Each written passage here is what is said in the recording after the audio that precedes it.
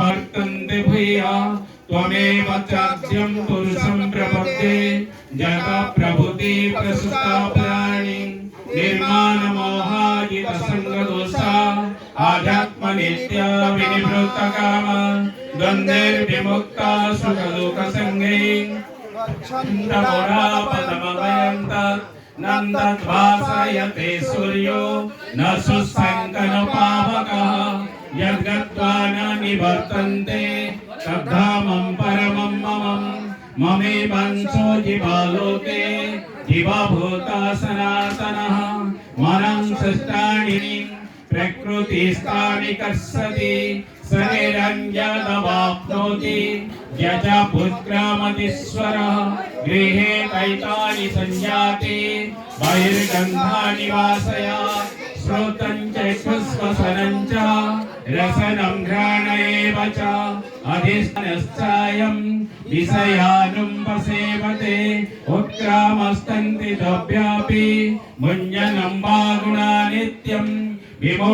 विमूढानानुपश्यन्ति पश्यन्ति ज्ञानचक्षुषा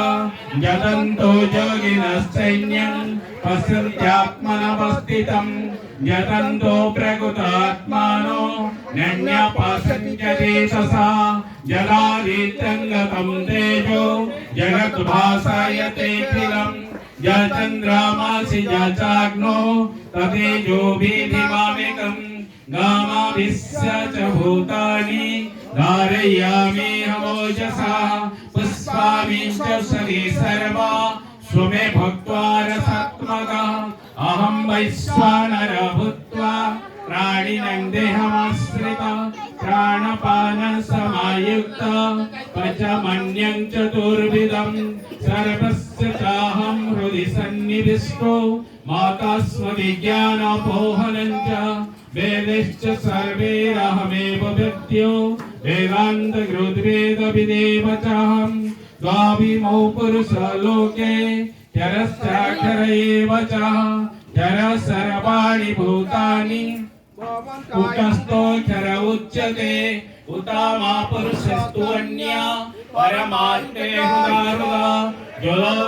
ज्वलोकात्रयमाविश्य विभक्ता वै ईश्वरः यस्मादक्षरमतीतोऽहम् अमक्षरादपि चोत्तमम् अतोऽस्मि लोकवेदेश्च पतिता पुरुषोत्तमः